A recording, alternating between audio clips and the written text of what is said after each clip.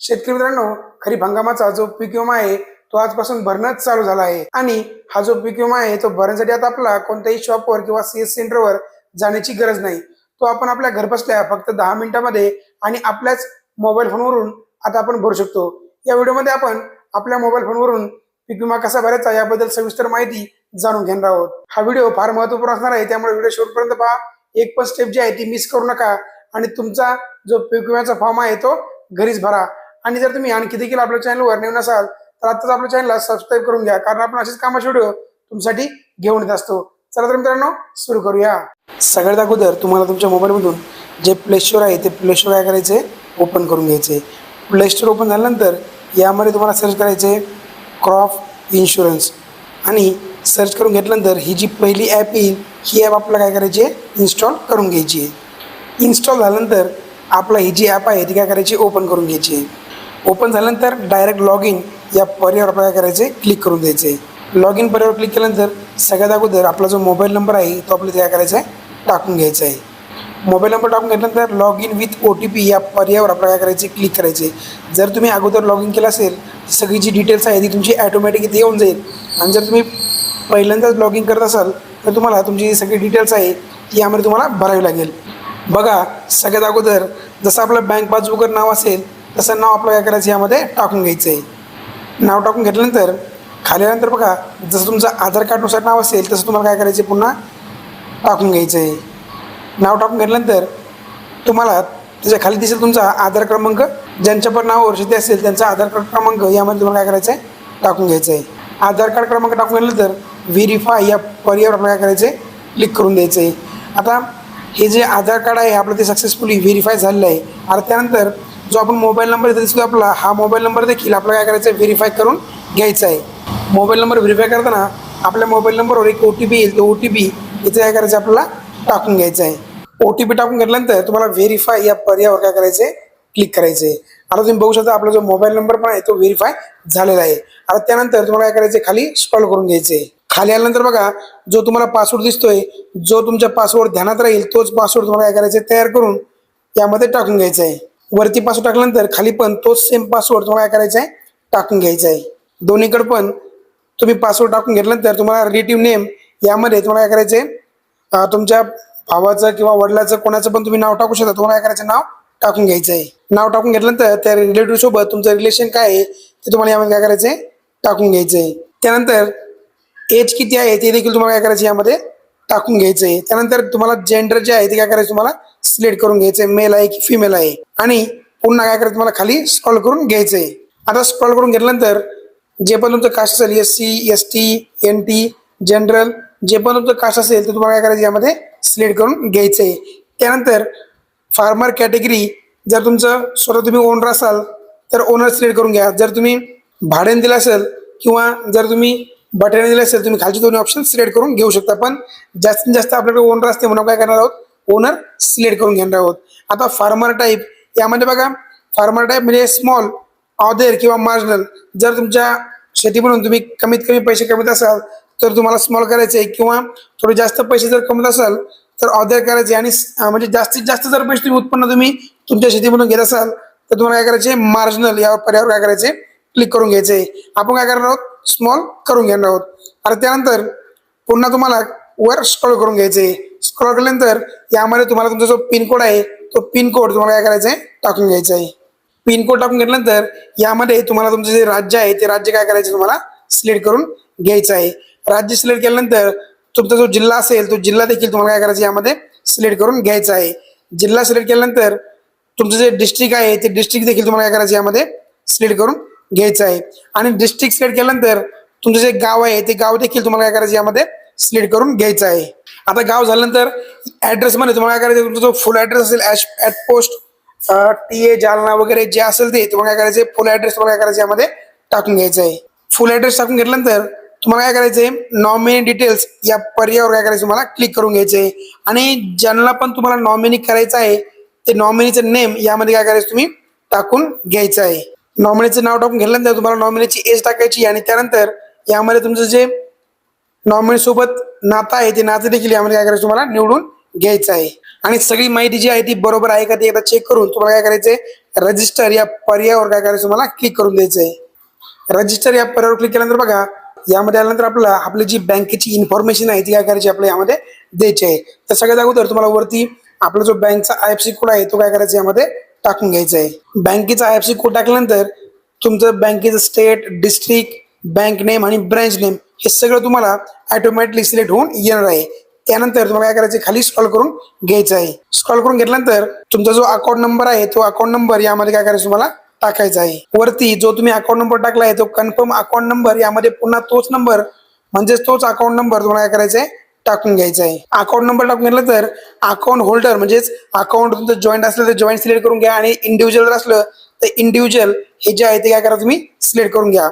आता माझं इंडिव्हिज्युअल आहे म्हणून मी काय करतो इंडिव्हिज्युअल सिलेक्ट करून घेतो आणि त्यानंतर इंडिव्हिज्युअल सिलेक्ट केल्यानंतर सेव्ह आणि नेक्स्ट या पर्यायावर तुम्हाला काय करायचंय क्लिक करून घ्यायचंय। आता बघा सेव्ह आणि नेक्स्ट या पर्यायावर क्लिक केल्यानंतर तुमच्या मोबाईल नंबरवर एक OTP येणार आहे, तो OTP तुम्ही काय करायचा एंटर करून घ्यायचा आहे। मोबाईल नंबर एंटर करून घेतल्यानंतर व्हेरीफाय या पर्यायावर तुम्हाला काय करायचंय क्लिक करून घ्यायचंय। आता बघू शकता आपली जी प्रोफाईल आहे ती सक्सेसफुली लॉग इन आता झालेली आहे।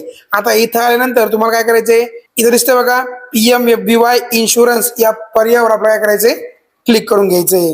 आता क्लिक करून घेतल्यानंतर यामध्ये आपलं जे स्टेट आहे ते ऑलरेडी सिलेक्ट राहणार आहे। आता त्यानंतर खाली सिलेक्ट करून घ्यायचं आपलं जे सीझन आहे ते खरीप आहे का रब्बी आहे ते काय करायचं आपल्याला सिलेक्ट करून घ्यायचंय। आपलं सीझन सध्या खरीप चालू आहे तर खरीप आपल्याला काय करायचंय सिलेक्ट करून घ्यायचंय आणि त्यानंतर स्कीम मध्ये आपल्याला PMFBY ही जी स्कीम आहे ती काय करायची आपल्याला सिलेक्ट करून घ्यायची आहे।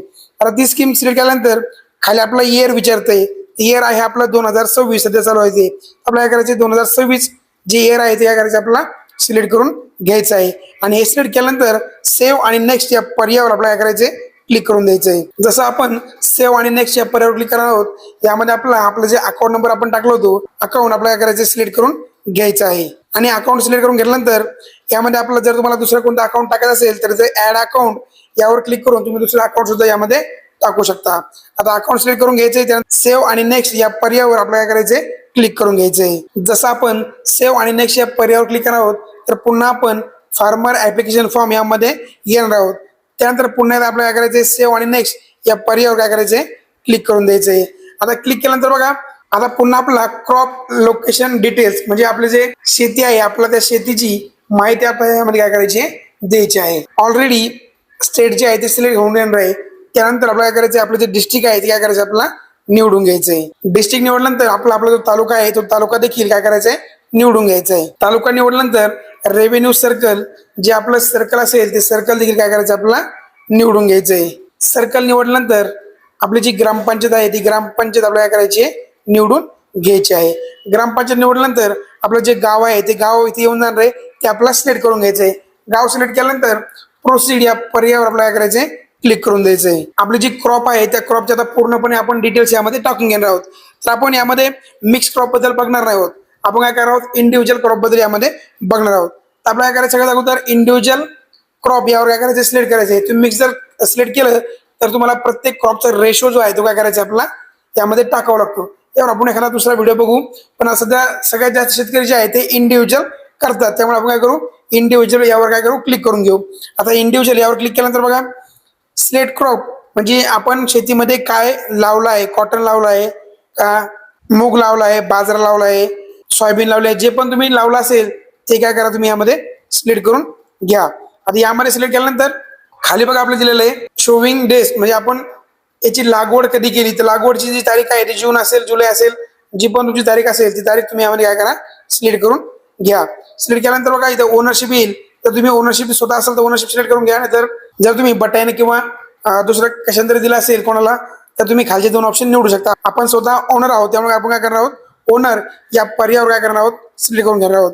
त्यानंतर तुमचा जो सर्वे नंबर म्हणजे बघा तुमचा जो गट नंबर असतो भूमापन क्रमांक जो असतो तुम्हाला काय करायचा तो इथे टाकून घ्यायचा म्हणजे सर्वे नंबर तुम्हाला काय करायचंय टाकून घ्यायचा आहे। सर्वे नंबर टाकून घेतल्यानंतर यामध्ये जो आपला खाता नंबर आहे तो खाता नंबर काय करायचा आपल्याला टाकून घ्यायचा आहे। खाता नंबर टाकून घेतल्यानंतर प्रोसीड या पर्यायावर आपल्याला काय करायचंय क्लिक करून घ्यायचंय। आता बघा जसं तुम्ही प्रोसेस करणार इथं बघा तुमचं जे शेती ज्याच्या नावावर आहे त्याचं नाव ऑटोमॅटिकली ते येऊन जाणार आहे आणि किती एकर जे वावर आहे ते सुद्धा यामध्ये तुम्हाला काय करणार आहे येऊन जाणार आहे। आता त्यानंतर हे जे नाव आहे ते काय करायचं आपल्याला सिलेक्ट करायचंय. सिलेक्ट केल्यानंतर पुन्हा एकदा खाली जे प्रोसीड दिसतंय या प्रोसीडवर काय करायचं आपल्याला क्लिक करायचंय. आता बघा जसं आपण प्रोसीड करणार आहोत तर आपल्याला इन्शुरन्सचं जे पेमेंट आहे ते पेमेंट किती भरायचं यामध्ये येऊन जाणार आहे. यामध्ये तुमचा जो एरिया आहे तो तुम्ही मायनस वगैरे सुद्धा करून घेऊ शकता. आणि त्यानंतर बघा यामध्ये आपला प्रीमियम म्हणजे आपल्याला पैसे किती पे करावे लागणार आहेत ते यामध्ये आपल्याला येऊन जाणार. त्यानंतर काय करायचं तुम्हाला पुन्हा हे सगळं बघून प्रोसीड या पर्यायावर काय करायचंय क्लिक करून घ्यायचंय. आता प्रोसीड या पर्यायावर क्लिक केल्यानंतर बघा पुन्हा इंडिव्हिज्युअल क्रॉप यावर आपण काय आहोत येणार आहोत. इथून जर तुम्हाला ऍड मोर क्रॉप म्हणजे आणखी जर तुम्हाला वेगळे जर खाते असेल किंवा दुसऱ्या गावाला जर तुमचे खाते असेल तर तुम्ही इथे क्लिक करून ऍड मोर क्रॉप यावर तुम्ही दुसरे देखील खाते यामध्ये ऍड करू शकता. त्यानंतर आता काय करायचं आपला प्रोसीड या पर्यायावर काय करायचंय क्लिक करून घ्यायचंय. जसं आपण प्रोसीड करणार आहोत तर आपले जे डॉक्युमेंट आहे ते काय करायचे आता अपलोड करून घ्यायचे आहे. यामध्ये तुम्ही डायरेक्ट कॅमेऱ्याने सुद्धा तुमचे जे डॉक्युमेंट आहे ते यामध्ये देऊ शकता. तुम्हाला काय करायचंय सिम्पली या कॅमेराच्या याच्यावर क्लिक करायचंय आणि त्यानंतर याची जी परमिशन मागते ती परमिशन काय करायची तुम्हाला देऊन टाकायची. हे बघा तुम्ही पीडीएफ स्वरूपात अपलोड करू शकता. तुम्ही जर गॅलरीमध्ये फोटो असेल तर गॅलरी स्वरूपात सुद्धा फोटो अपलोड करू शकता आणि तुम्ही कॅमेरा सुद्धा काढू शकता. आता जो पासबुकचा फोटो आहे डेमोसाठी मी तुम्हाला काय करतो कॅमेराने काढून दाखवतो. आता जे पासबुक आहे त्यावर काय करायचं तुम्हाला क्लिक करून द्यायचंय आणि त्यानंतर फोटो तुम्हाला काय करायचंय क्लिक करायचंय. फोटो क्लिक केल्यानंतर बघा हा जो नेक्स्ट पर्याय दिसतो या पर्यायावर तुम्हाला काय करायचंय क्लिक करायचंय. आता बघा तुम्ही बघू शकता आपला जो पासबुकचा फोटो आहे तो सक्सेसफुली यामध्ये अपलोड झाला आहे. आता दुसरा ऑप्शन होता आपला लँड रेकॉर्ड म्हणजे तुमची जी 7/12 आटा आहे ते आटा आपल्याला काय करायचंय टाकून घ्यायचंय. डेमोसाठी आपण काय करू 8 आणि 7/12 काय करू अपलोड करून घेऊ. यामध्ये याचं तुम्हाला पीडीएफ या पर्यायावर क्लिक करायचंय आणि जो पण तुमच्या स्टेटचा 7/12 आहे तो तुम्हाला काय करायचं यामध्ये निवडून घ्यायचा आहे. अपलोड डॉक्युमेंट मध्ये आपण सक्सेसफुली आपली जी 8 आणि 7/12 आहे ती अपलोड केली आहे. आता तिसरा ऑप्शन आहे तुम्हाला शोविंग सर्टिफिकेट म्हणजेच जे आपण पिक पेरा म्हणतो आपण जो पिक पेरा आपण भरतो तो पिक पेरा काय करायचा आपल्या यामध्ये अपलोड करून घ्यायचं. तुम्ही कॅमेरा सुद्धा काढू शकता किंवा तुम्ही गॅलरी मधून सुद्धा अपलोड करू शकता. आपण काय करणार आहोत गॅलरीमध्ये फोटो आहे आपला तो फोटो काय करणार आहोत अपलोड करून घेणार आहोत. गॅलरीवर कॅमेरावर क्लिक करून गॅलरीमध्ये जो फोटो आहे तो काय करणार आहोत आपण निवडून घेणार आहोत. तो निवडल्यानंतर बघा यामध्ये प्रोसेस केल्यानंतर आपला जो पिक पेरा आहे तो यामध्ये अपलोड झालेला आहे. आता तुम्ही बघू शकता यामध्ये आपला आय डिक्लेअर यावर काय करायचं आपल्याला क्लिक करायचं आणि त्यानंतर सबमिट या पर्यायावर काय करायचं आपल्याला क्लिक करायचंय. आता यामध्ये जे आपलं पेमेंटचं जे ऑप्शन आहे आपलं जे पेमेंट करायचं होतं ते पेमेंट आपल्या यामध्ये काय करायचं आहे ते करून घ्यायचं आहे. आता तुम्ही बघू शकता आपली जी पॉलिसी डिटेल्स आहे ती पूर्णपणे आपल्या यामध्ये येऊन जाणार आहे. आपण टोटल एरिया किती निवडला आहे आणि आपला पेमेंट किती करायचं आहे. आणि हे सगळं केल्यानंतर प्रोसीड या पर्यायावर तुम्हाला काय करायचंय क्लिक करून द्यायचंय. आता तुम्ही जसं प्रोसीड करणार तुमची यामध्ये स्कीमची सगळी माहिती जी आहे ती तुम्हाला येऊन जाणार आहे. आधी यामध्ये तुम्ही प्रोसीड फॉर पेमेंट या पर्यायावर क्लिक केल्यानंतर तुम्ही ऑनलाईन पेमेंट हा जो पर्याय दिसतोय हा निवडून घ्यायचा आहे. त्यानंतर पे करायचं आहे. तुमचं जे फोन पे असेल गुगल पे असेल किंवा इतर UPI आयडी असेल ते तुम्ही पेमेंट करू शकता. आपण पेमेंट करणार नाही आहोत कारण आपण डेमोसाठी तुम्हाला दाखवण्यासाठी हा जो व्हिडिओ आहे तो बनवला आहे. तुम्ही अशा प्रकारे तुमचा जो इन्शुरन्सचा फॉर्म आहे तो भरू शकता. यामध्ये जर तुम्हाला काही अडचण असेल तर तुम्ही मला कमेंटमध्ये विचारू शकता. आणि अजून जर तुम्ही आपल्या चॅनलला सबस्क्राईब नसेल केलं तर लवकरात लवकर सबस्क्राईब करून घ्या कारण आपण तुमच्यासाठी असेच